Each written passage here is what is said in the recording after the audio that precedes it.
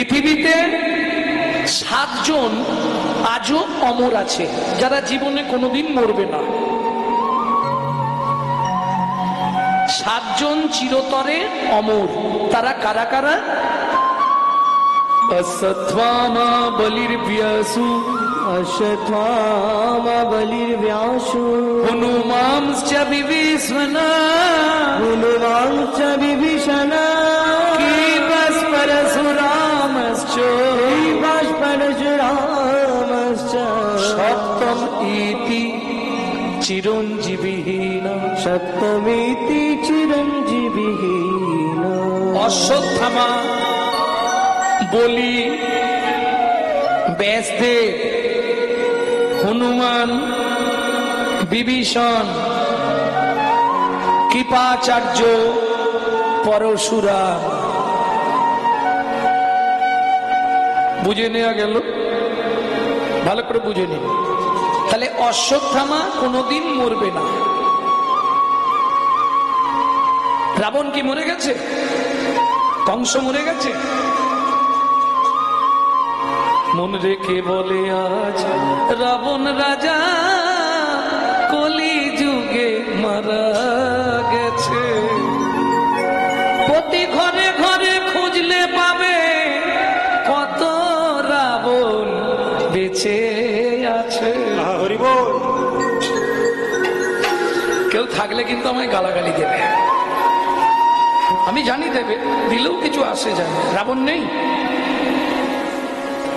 রাবণ যদি না থাকতো তাহলে সবাই তো ভক্তির পথে চলে আসত। কি গো ভক্তমন্ডলী, ভক্তিমতী মায়েরা, অশ্বত্থামা বেঁচে আছে কি করে? অভিশাপের দ্বারা। উমা, অভিশাপে কেউ বাঁচে নাকি?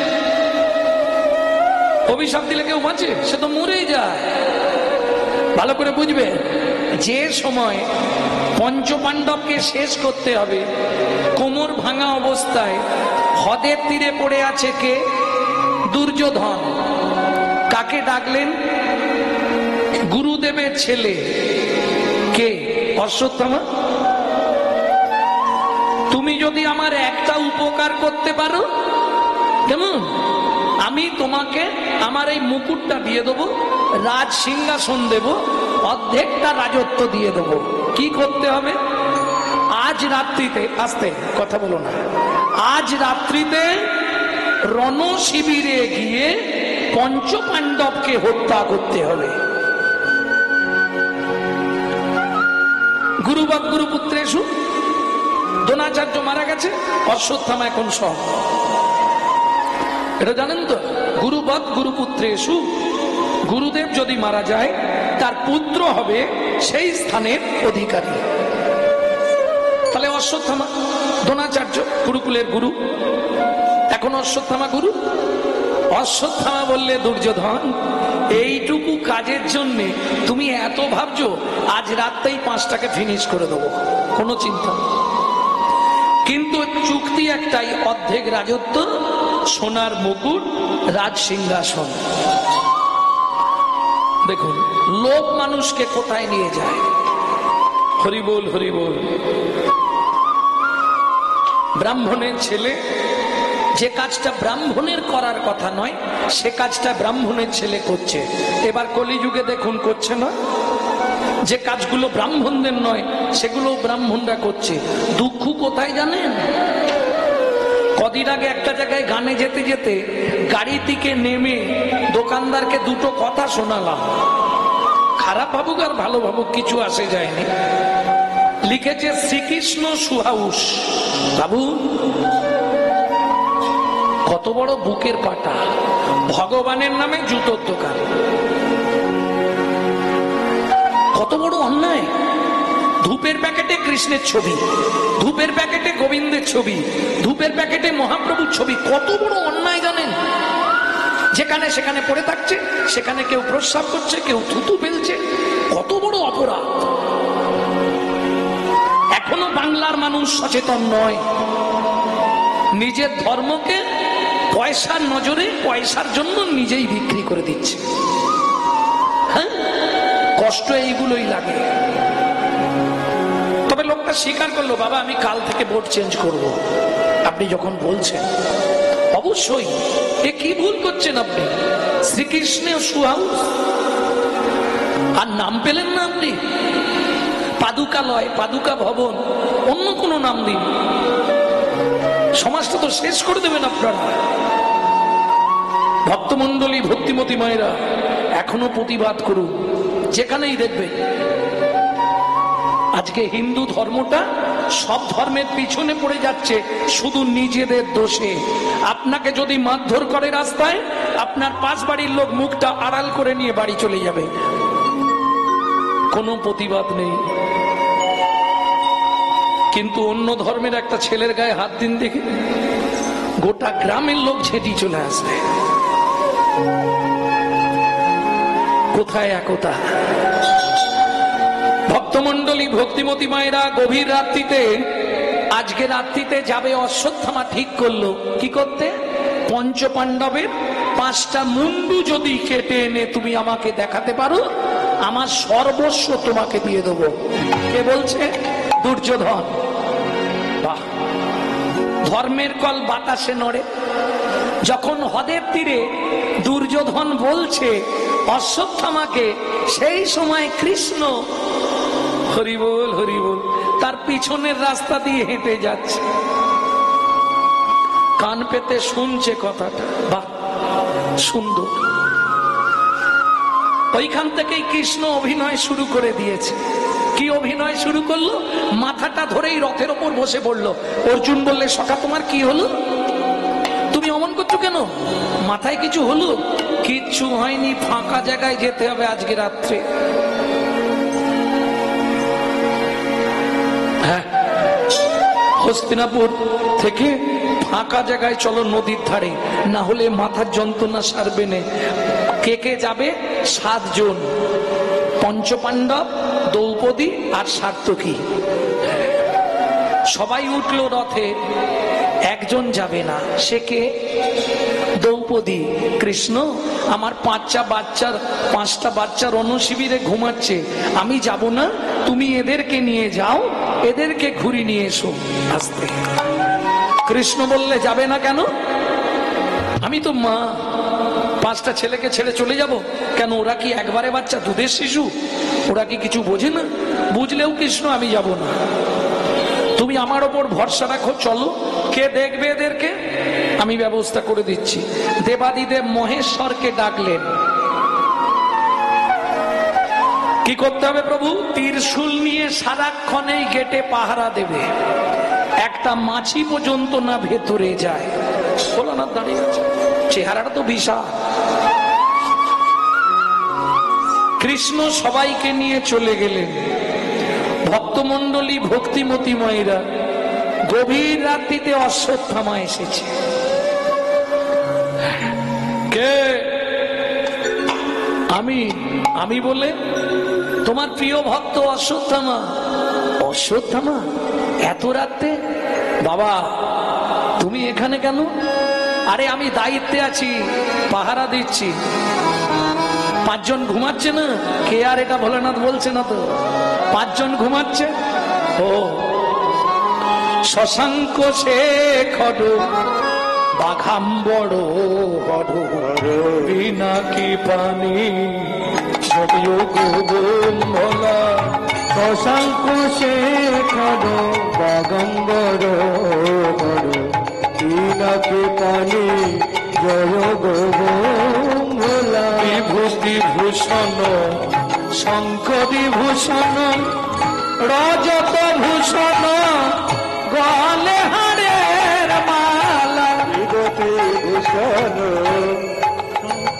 ভূষণ ভূষণ গলে মালা। শশাঙ্ক শেখর বাঘাম্বর বিনাকি পানি জয় গোলা। জয় শশাঙ্ক শেখর বাঘাম্বর হর বিনাকি পানি জয় গোলা। শশাঙ্ক শেখর, শশাঙ্ক মানে চাঁদ, শিখরে, শিখরে যার চাঁদ। বাঘাম্বর হর, বাঘের ছাল যার পরিধানের বস্ত্র।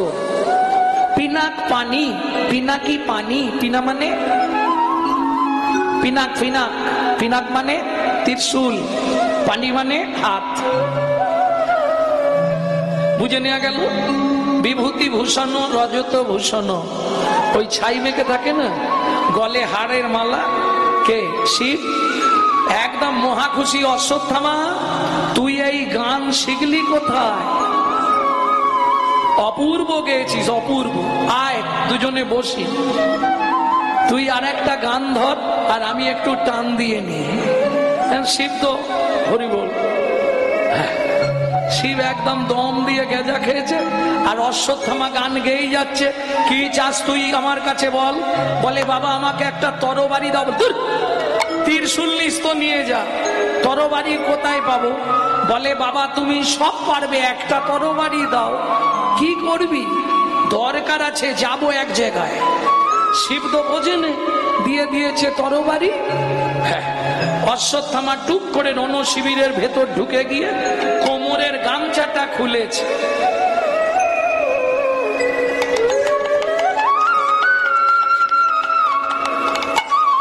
এইবার চাপা দিয়ে আছে পাঁচজন, ড্যাং ড্যাং করে এক একটা মুন্ডু কাটছে আর পুটলিতে বাঁধছে। একবারে 5টা মুন্ডু এক জায়গায় করে নিয়ে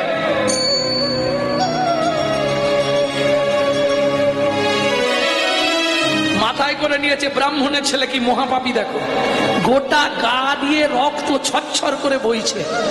5টা মুন্ডু কেটে দিয়েছে, নিয়ে যাচ্ছে।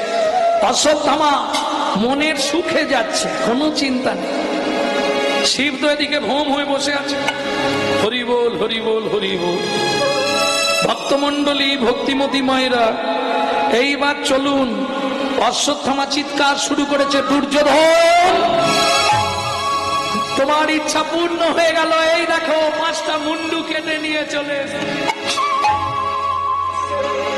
বললাম না আমি যা মুখে বলি তাই করি, মরেও রেহাই নেই। একটা করে মুন্ডু বার করছে কে? দুর্যোধন। আর পাথরের ওপর থেতো করছে কাটা মুন্ডুগুলোকে। কিরে তোদের কৃষ্ণ তোরা বাঁচবি ভেবেছিলি? দাঁড়া, তোদের কৃষ্ণ তোদেরকে বাঁচাতে পারলো? পাথরে মারছে কাটা মুন্ডুগুলোকে, একবারে ছিরকুটে যাচ্ছে আস্তে। 3 নম্বর মুন্ডুটা তুলেই অশ্বত্থামার চক্ষু চড়ক গাছ। কার মুন্ডু? এ তো ভীমের ছেলে। ভীম তো নয়। অশ্বত্থামা এ তুমি কি করেছো? তোমাকে পঞ্চপাণ্ডবকে মারতে বলেছিলাম, তুমি আমার বংশই শেষ করে দিলে। সর্বনাশ!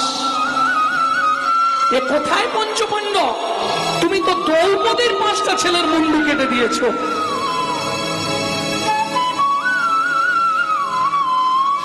ভক্তমন্ডলী, ভক্তিমতী মায়েরা, ভোলানাথের যখন হেতু এলো, রণশিবিরে ঢুকে দেখে সর্বনাশ। এ তো অশ্বত্থামার কাজ। খবর পাঠাতে হবে, নন্দী যা খবর দে। কৃষ্ণকে গিয়ে নন্দী বলছে তাড়াতাড়ি এসো, কি হয়েছে? 5টাই শেষ। যখনই বলেছে 5টা শেষ, দ্রৌপদী একটু দূরে ছিল। মায়ের কান তো, মা যত ছোট করেই বলুন ও ঠিক বুঝে যাবে। যখনই শুনেছে 5টা সন্তানই শেষ, ওইখান থেকে দ্রৌপদী আছাড় কাছাড় খেতে শুরু করলো। কৃষ্ণ কি সর্বনাশ আমার হলো, এ তুমি কি করে দিলে কৃষ্ণ? আমি বারবার তোমায় বলেছিলাম যাবো না।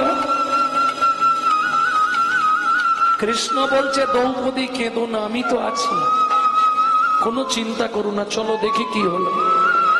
এই দেখি বলে কৃষ্ণ আস্তে আস্তে ততক্ষণে 5 ভাই চলে এসছে।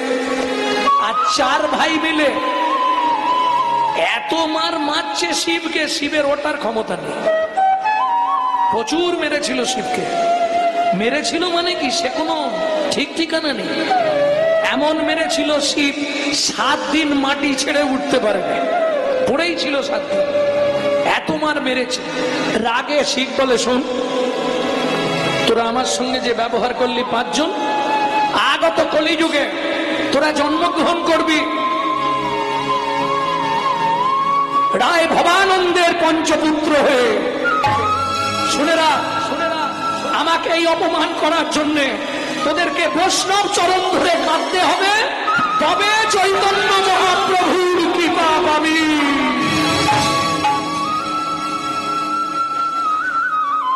পদে আছে না, পঞ্চপুত্র সঙ্গে ভজে নিতাই গৌর হরি বল। ভক্তমন্ডলী, ভক্তিমতী মায়েরা, এইবার চলুন। অর্জুন বলছে কৃষ্ণা দ্রৌপদীকে, কৃষ্ণা তুমি কেঁদো না, এই তোমার পা ছুঁয়ে আমি মাটি ছুঁয়ে প্রতিজ্ঞা করলাম, কৃষ্ণের পা ছুঁয়ে বলে যাচ্ছি, কৃষ্ণ যদি নাও যায় এই মুহূর্তে তোমার সন্তানদের হত্যাকারীকে মারতে মারতে তোমার চরণে এনে যদি না ফেলতে পারি, আমি তৃতীয় পাণ্ডব অর্জুন নই। কৃষ্ণ বললে দাঁড়াও, ওইভাবে যেও না, আমি রথটা চালিয়ে নিয়ে যাই। কৃষ্ণ রথ চালাচ্ছে, অর্জুন আসছে, দূর থেকে দেখে ফেলেছে অশ্বত্থামা, ছুটতে শুরু করলো, কোথায় পালাবে। হরিবোল হরিবোল। বহু দূর থেকে অর্জুন রথের ওপর থেকে ঝাঁপ দিয়ে পড়লো, অশ্বত্থামাকে ধরলো, জাপ পেটা করেছে, জাপ পেটা। দড়ি দিয়ে অশ্বত্থামাকে বেঁধে নিয়ে এসে দ্রৌপদীর সামনে ফেলে দিয়েছে। ভক্তমন্ডলী মায়েরা, এখানে একটা বিরাট শিক্ষা একটু লক্ষ্য করুন। দড়ি দিয়ে বেঁধে অশ্বত্থামাকে ধরে এনে ফেলে দিয়েছে কোথায়? দ্রৌপদীর সম্মুখে।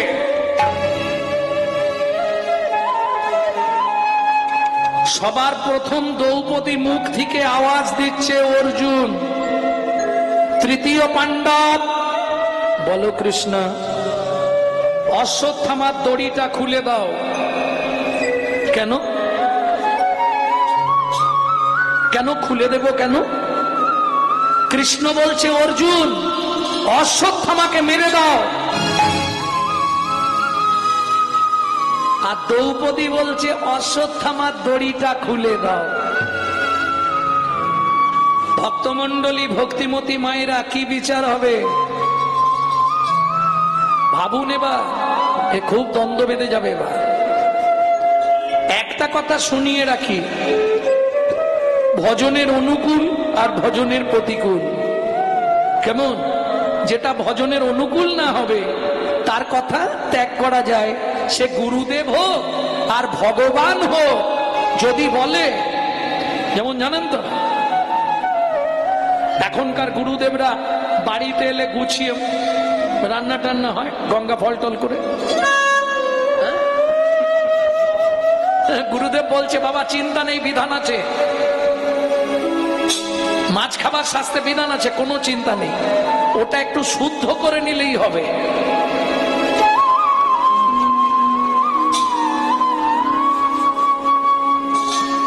কেমন? কাতরস্য রুই মৎস্য মস্ত রাজ ইলিশ তস্য, আর চিতলস্য কই চিতলস্য, এই পঞ্চমাস নিরামিষ। তাহলে কিরম গুরুদেব বুঝতে পেরেছ? হরিবোল হরিবোল হরিবোল। এদের মুখ দেখা মহাপাপ। হ্যাঁ গো, সত্যি বলছি। কিন্তু যদি ভজনের অনুকূল হয়, সে ভজনের প্রতিকূল যদি হয়ে যায়, গুরু বাক্য হলেও লঙ্ঘন করে দাও। ভগবানের বাক্য লঙ্ঘন করে এক্ষুনি দ্রৌপদী দেখিয়ে দিল জগৎকে, দেখো ভগবানের কথাও শুনবো না, সেটা যদি ভজনের অনুকূল না হয়। কেমন? ভজনের প্রতিকূল হলে শুনবো কি? গুরুদেব বলছে আরে একাদশীর দিনে সন্দেশ খা, কিছু হবে না, আমি প্রসাদ করে দিচ্ছি, খাবো।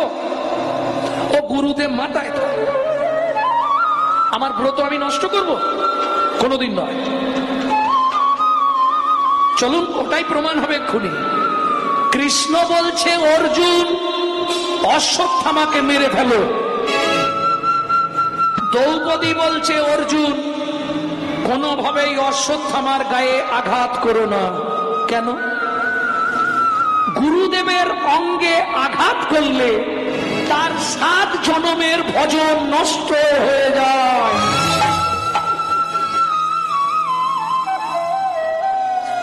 গুরুবৎ গুরুপুত্রেষু। অশ্বত্থামা বাবা দ্রোণাচার্য আমাদের গুরুকুলের গুরু, তাহলে গুরুর পুত্র তো গুরু।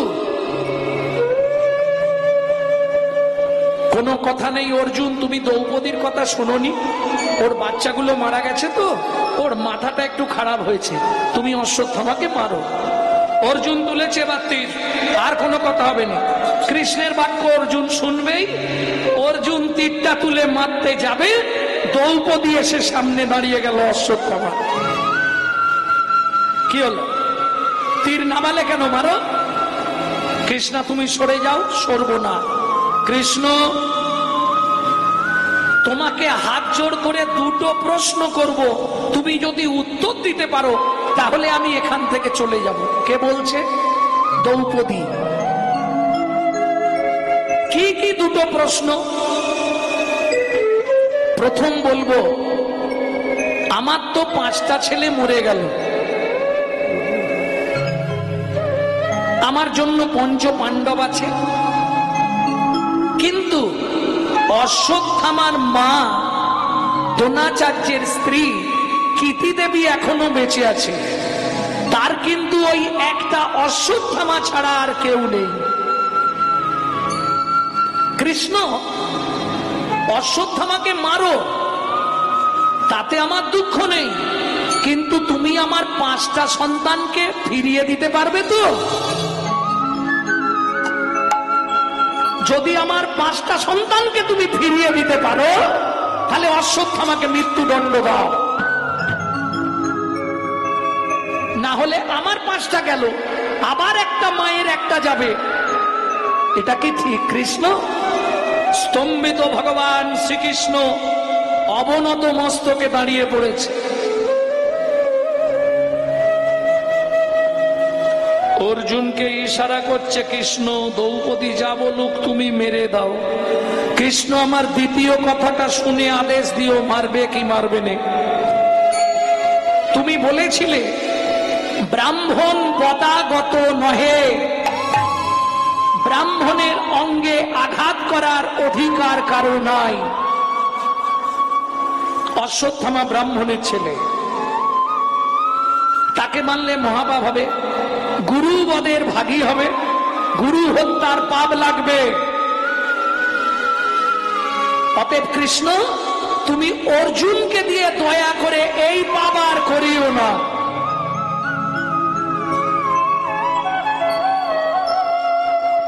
তৃতীয় পাণ্ডব বলো, কৃষ্ণ ছেড়ে দাও, অশ্বত্থামাকে ছেড়ে দাও, ও যে ভুল করেছে ওর ভুলের প্রায়শ্চিত্ত করবে, ওকে ছেড়ে দাও। কৃষ্ণ বলছে দ্রৌপদী ছেড়ে দিতে পারি, কিন্তু একটা শর্ত। কি? তোমার কথা মতো অশ্বত্থামাকে আজকে ছেড়ে দেব, কিন্তু শর্ত একটাই। কি? তুমি একবার দাঁড়াও, কৃষ্ণ তোমায় একটা প্রণাম করি। দাঁড়াও কৃষ্ণ একবার একটা প্রণাম করি, দাঁড়াও কৃষ্ণ একটা প্রণাম করি। আমি আর কিছু চাইব না গো, একবার দাঁড়াও কৃষ্ণ তোমায় একটা প্রণাম করি। আমি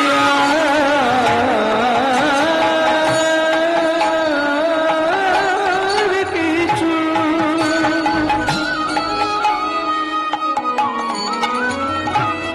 চাইব না গো,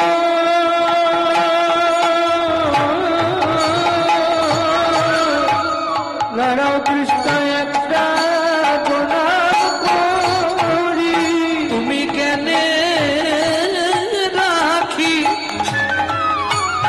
খুলে দিলে উচিত শিক্ষা শিখা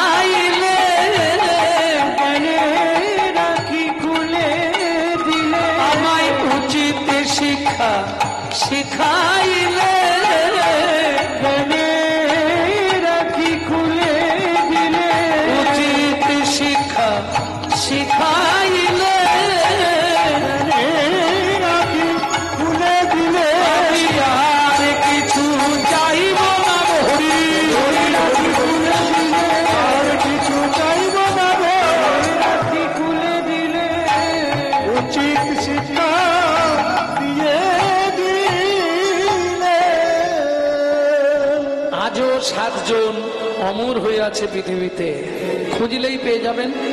এখন ওই 7 জনের এই একটা করে বলতে গেলে তাহলে লীলা শোনা হবে না।